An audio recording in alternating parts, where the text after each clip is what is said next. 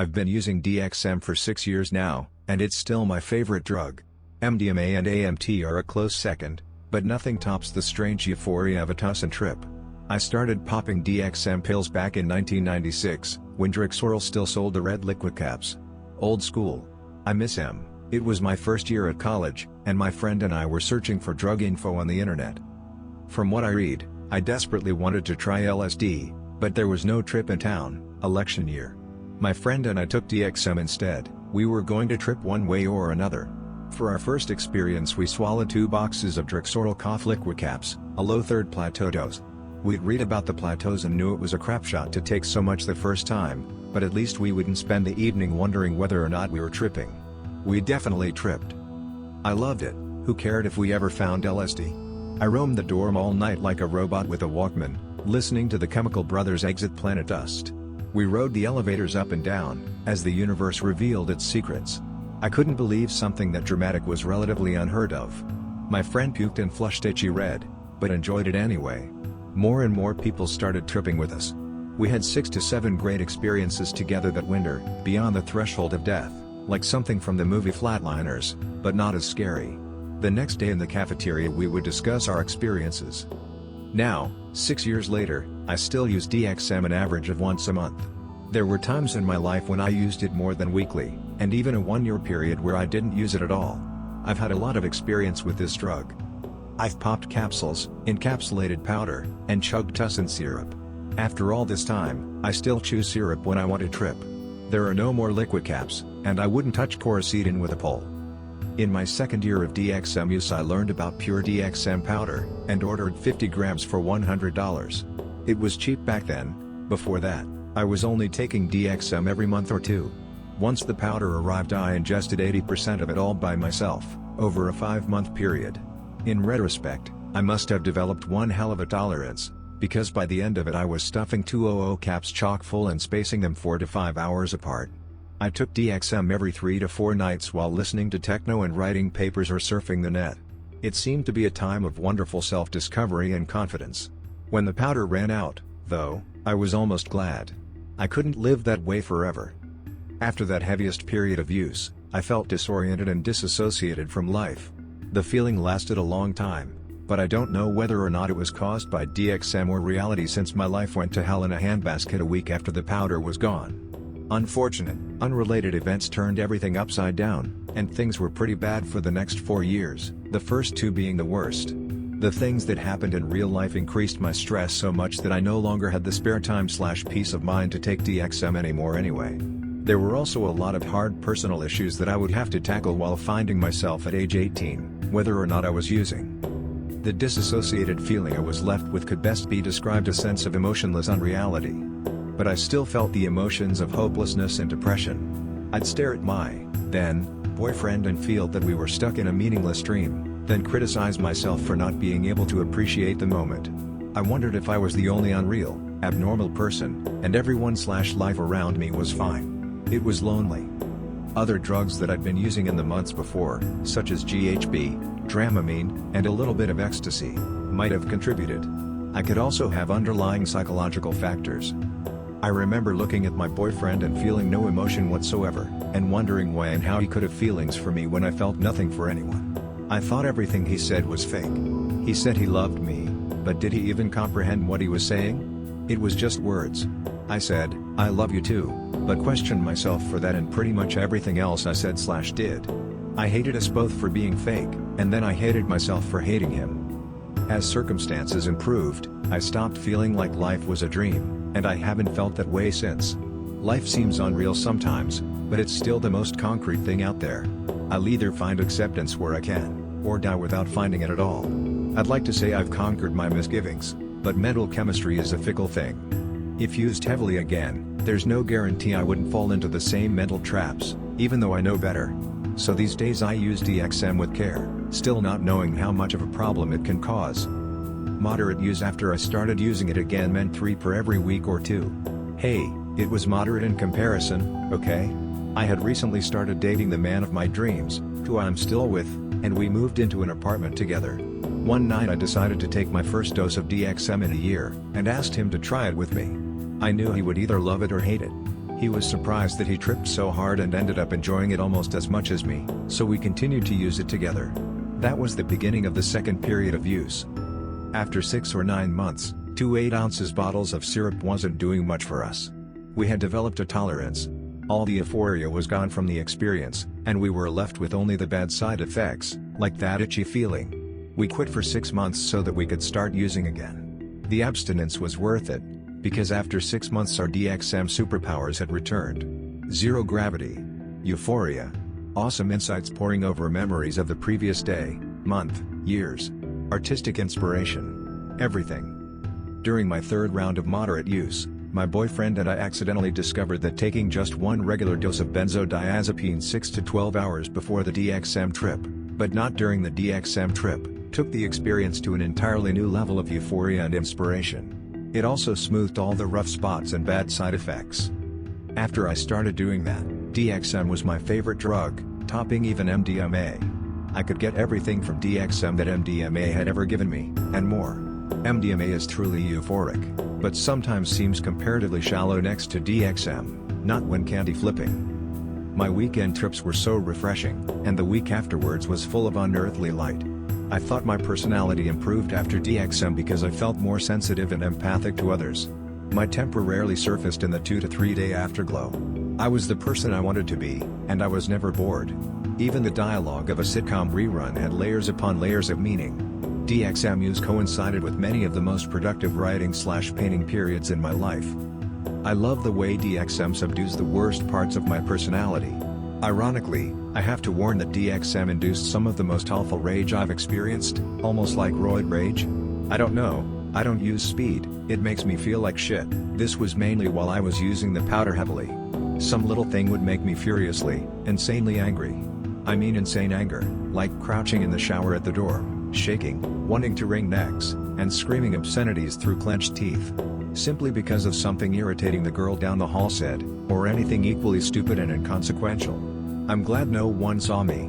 It was so psycho that I knew it wasn't real anger, and it never caused me problems or lasted long. It was unquestionably an effect of the DXM. I wasn't scared by it, because it didn't come from myself. I was aware of how irrational it caused me to be, so I was careful. I haven't felt the DXM rage in forever, it was only 4 or 5 isolated incidents. After using DXM plus benzos for another 6 months, my boyfriend and I had to quit again for 6 more. We repeated the cycle several times. I missed DXM during the off times, especially on long holiday weekends when there was nothing to do, but waiting was worthwhile.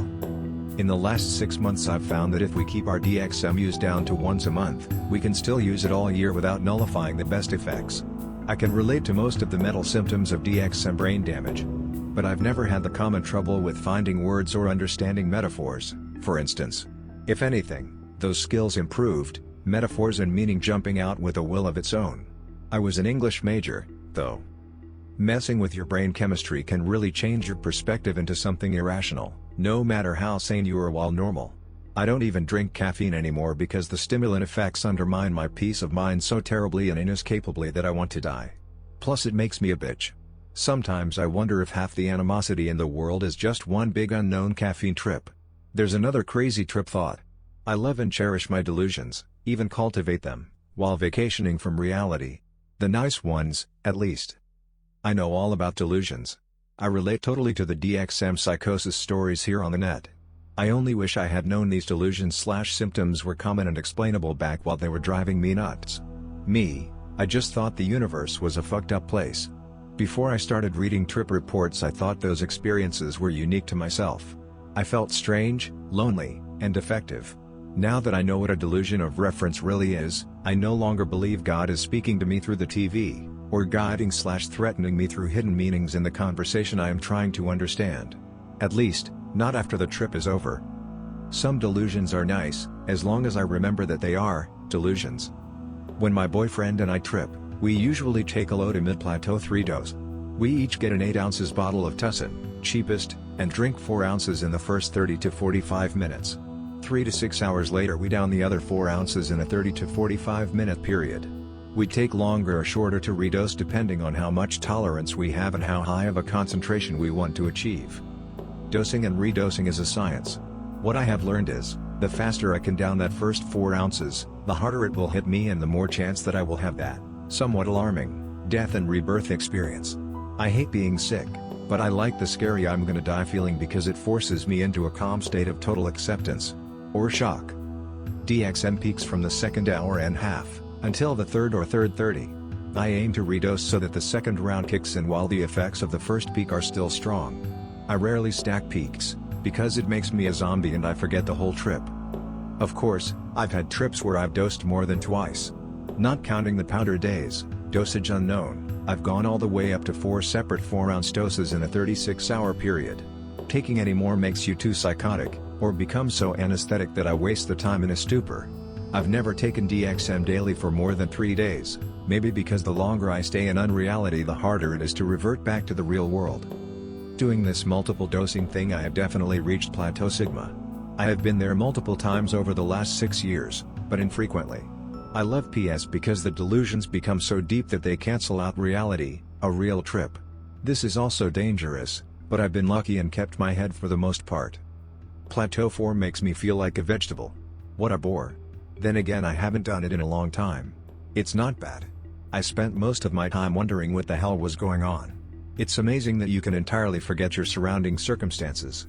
With no past, no future, no understandable context, and not even the understanding that you should try to comprehend these things, it feels like an entirely different form of consciousness. I think that's how an infant feels. No complete concepts, no questions, no sense of my own personality. Plateau 4 feels a lot like drinking liquid nitrous. And it is impossible to understand how to walk downstairs. Strange, but in my opinion not so profound as being able to stay lucid and experience/remember the full trippiness. Plateau 3 combines the best elements of all the plateaus. It has disorienting P4-like patches that break it up nicely, and some PS delusions, too. Music still sounds good, though it may distort. I love the floods of memories from years ago, or more commonly memories of the day before the trip. I normally have a bad memory but on DXM can recall minute details of events earlier that day without distraction. Situations stand out in detail, so much meaning hidden in them that I know the meaning must be very workable, insidious delusion.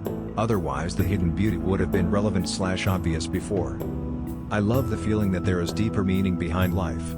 I truly believe there is, like a higher power, but I don't feel the need to dwell on it because it will always be there whether I notice or not. It gives me freedom, to have powerful beliefs that aren't required to rule my life. God is responsible for me, not I for God. But I love to trip on the hidden meanings. It seems while interacting we are all turning things over in our collective mind, our subconscious minds discussing and realizing on their own hidden level even while we have the most ordinary conversation face to face. Like our souls naturally desire and work towards a deeper and deeper understanding and peace with our humanity and the universe. It's a beautiful trip. It is so synchronized, so oddly coincidental, and so orderly/perfect, that I could stay in that mindset for hours. I think it's the reason I love DXM. By the way, there is nothing better than taking DXM the evening after I have been at a family reunion or with friends I haven't seen in a while. I can look back and see all the amazing ways your paths have crossed, the way your personalities have merged, your fascinating relationship, the wonderful future our souls seem destined for, and our eternal location together in a place outside space-time. While tripping I feel that because I am aware of this euphoric side of things, it can't help but affect my actions then and later, in a positive way. Once the insight/appreciation for beauty is there, it doesn't go away. Why should it have to? I trip on the fact that it might be self-perpetuating. Excited by the beauty of hidden meaning I react to it and then it becomes a factor in physical reality, rippling through space-time. If I believe this was not a delusion, I might have to allow its implied converse to be true. Those bad trips falling into a sinister and hellish universe are also valid slivers of reality that perpetuate themselves, if they don't instead help strengthen natural aversions to doom. I've decided not to care whether or not any trip thought is true, no matter how beautiful, awful, or real. Reality is what it is, no matter what I think. It seems sufficient to strive for optimism and waste no time bothering about myths that never mattered before. Mystery makes it all the more intriguing. Anything I can grasp is too small. If I hallucinate, it's the typical eyes closed, virtual reality-looking place you may have read descriptions of. Sometimes it becomes so abstracted that it's more like being inside a concept than inside a VR scene. With my eyes open on high doses I sometimes cannot recognize what is right before me. It becomes a field of shattered light crawling across the bottom of an ocean. It's as bare as a desert plain fading out into a blaze of white. I've had out-of-body hallucinations, but most weren't that realistic because the place I explored was not a familiar location. 2 or 3 were so realistic they might as well have been real. It seems like I had all of those on the DXM powder. In one, I remember opening my eyes to find that I was hanging upside down over my boyfriend's red Persian rug in the living room, while I was in bed. The floor was like a foot below the top of my head. I guess I wasn't good at out-of-body navigation yet. During the whole trip I am always aware of a presence, maybe God. It seems to surface from the back of my mind, as if it has always been there, just not the center of attention. If it's not God, it's the future, or hope. I can't describe this feeling of presence, but I'm sure that most people know what I mean, whether or not they trip. It's not like another person so much as a part of myself that is unexplainably different, better, or higher than I. At higher doses, though, sometimes there seem to be actual other people in the room. When I was younger I would think my friend's mom was walking around in the room with us during the trip. I'd keep vaguely, calmly wondering when she was going to notice and we would get in trouble. Plateau 1 and 2 doses are nice, if I've been really bored and need something to break up my monotonous life. I have even managed this kind of dose at work, but I have a really simple job at a large corporation with rows and rows of cubicles. I love the way music sounds. I can feel the music down in my soul, like on MDMA, that same feeling of being lost in joy. I rarely take low doses because I want to save my tolerance for big trips. I rarely take the Plateau Sigma trips because they give me too much tolerance and I don't want to aggravate my psyche. DXM has been pretty self-regulating, for me. Tolerance saves the day every time. I can't get a habit, because the drug will just stop working. I marvel at the people online who write about being on Plateau 2 daily. Not that I've ever tried, but I wonder what their secret is for avoiding the development of tolerance? Wait, actually, I don't want to know. Finally, I know this is long but surely someone will appreciate it. I love the DXM reality. I use this term to describe the consistent perspective DXM evokes. DXM is like putting on colored glasses, causing the same typical distortions every time. I have read other trips/delusions similar to this, but mine are no stolen dreams, just typical effects for this type of chemical. My description seems to be physics/holograph theory flavored, maybe since I was reading Michael Talbot while doing all that powder, or maybe because those theories are the easiest trendy English descriptions I can play with. My theory is that DXM destroys my orderly perspective of space and time. That explains why things seem larger or smaller than usual in space, and why time seems to speed up, slow down, or disappear entirely, as if you were looking at space/time from the outside in. Proportional distortion was a good term I once read. Space-time is so proportionally distorted that your mind might as well be doing some sort of mathematical acrobatics, like Photoshop effects. While I'm tripping, this and everything feels important. But when sober I can't figure out why it was so important, how it was applicable, or how to take it seriously and still stay sane. Space/time is like one whole mass. Like a big glob or sphere, but extra-dimensional, nothing I could truly describe, because all words and learned ideas are part of the mass itself. They cannot contain it like a context. The context in which space/time can truly be observed must be outside of space/time, providing the perspective from which to observe this mass objectively. It would be useless to observe infinity from an objective point outside it, because infinity simply contains all factors whatsoever. Instead, observance is like a 2D man looking at a 3D cube, just cross-sections, exponentially analogously. Or like a 3D man watching 2D cubes, ambiguous views. I'd have to make my words and thoughts turn corners that are not there. What makes this DXM abstraction so stunning is its feeling of logic and the illogical coincidences that seem to surround it, due to delusions of reference and life's occasional plain freakiness. 1111 follows me too. When I'm talking about it, I even start noticing strange loops and hidden meanings in the words I'm using, as if its hidden levels are influencing me to the point of weird unintentional linguistic coincidences of sound, meaning, homophones, and homonyms. This is really hard to describe, so hopefully you have experienced this. It's like words falling into a pattern, jokes that were already there but had to be called out, etc. It could just be a variation of déjà vu, and it happens mostly when I'm tripping in that state of mind. I don't know if it sounds that way to anyone else, because I kept most of my rambling to myself. Not that I could explain anyway. The DXM reality contains all possibilities, not just multiple destinies, but multiple overlapping realities with the same circumstances but different connotations/perspectives/points of reference. Different perspective cause different reactions for the same situation, paranoia versus confidence, for instance, so innumerable futures branch from all connotations of one same point. Therefore the mass also has all the resulting versions of each reality, which either happen or must be explained away from happening. Each singled out point blurs toward/away from itself like fading echoes, the further and further changing more and more, whether moving relative through time or possibility. It is the happiest nullification of the fate/free will question. All possible futures happen, the experiencer is just not a possible factor in every one. That focuses the statistical precariousness of our conscious existence into a real, dense experience of being. Each moment fades into the next because no one can say how wide a moment is. Life is like the width of our observance. It's scary to think of there are infinitely twisted and painful permutations, and even more indescribable permutations behind those. Heaven and hell would both be included. So why am I here when I could just as well be there? This used to scare the shit out of me, whether I was tripping or not, until I trusted that no matter what might be possible, life generally takes a pretty orderly, cause and effect, linear course. I stopped worrying about possibility and believed in probability. Whether or not I'm ignoring the facts, I cannot be comfortable or productive if I feel like I'm living on the brink of chaos. I talk easily about this stuff now, but it really fucked with my life for a while. This is, again, after 6 years of experience. DXM is definitely something that has taken a lot of my time and pushed me pretty far, so I might as well have something to show for it. I must say, I am proud of my sanity in my 7-page paper. After I solved my fear problem, I began to wonder about why, out of all the possible screwy permutations that exist, we seem stuck together in this same, linear, and somewhat orderly existence. Why all our perspectives share communication, statistics, similar order, and physical locations within time.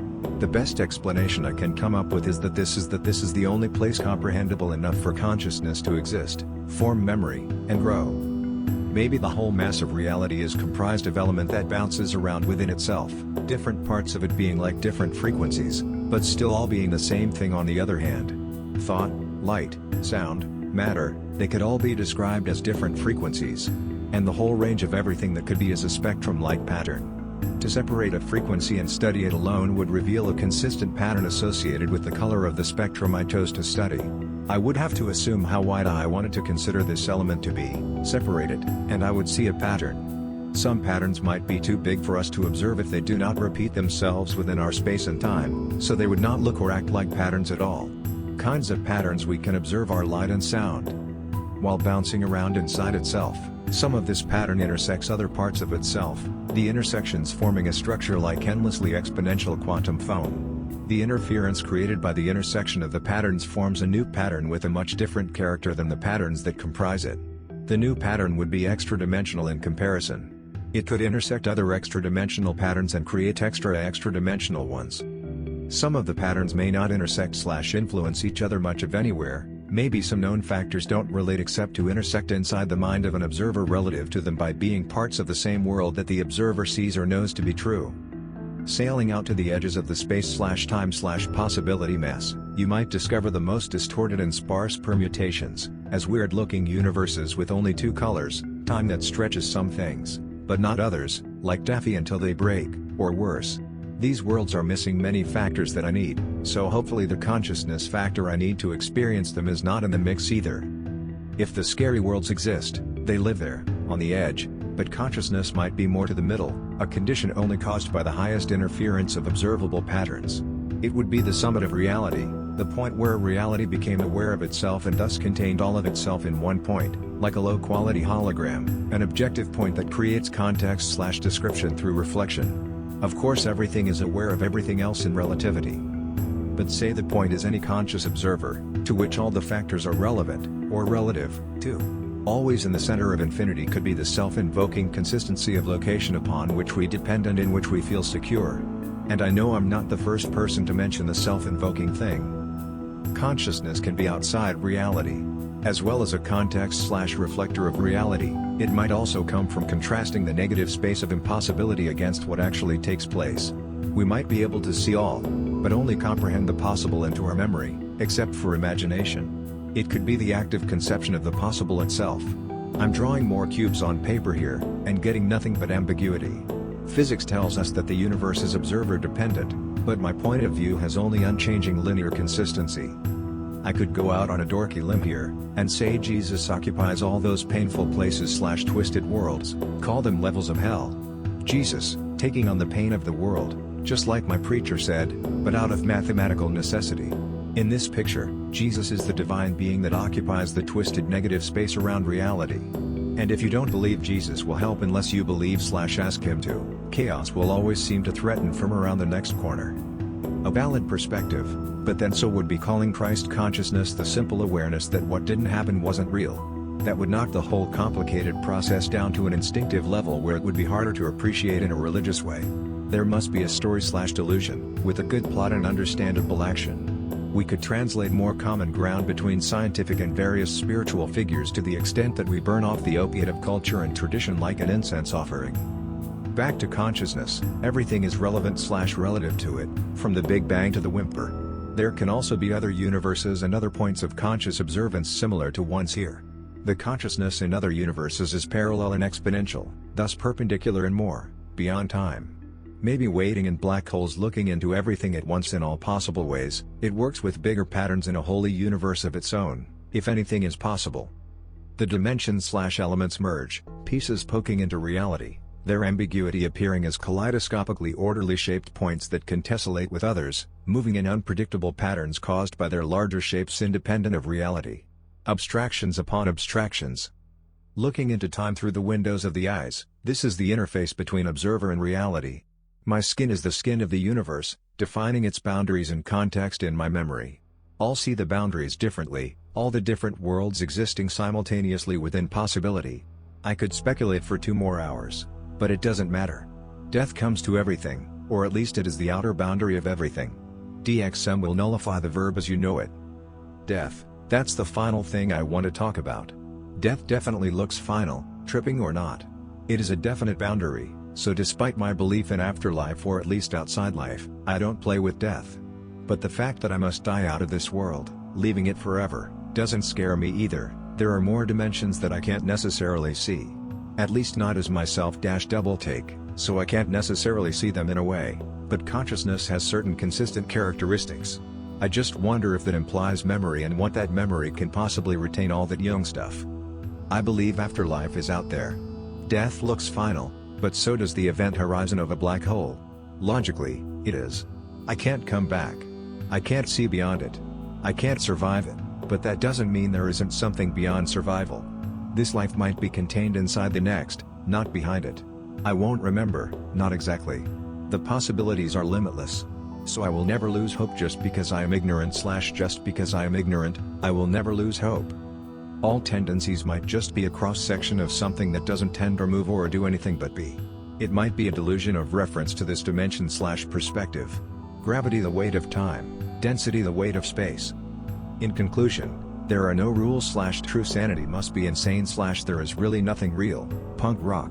It's some of that this statement is false infinity shit. It's true.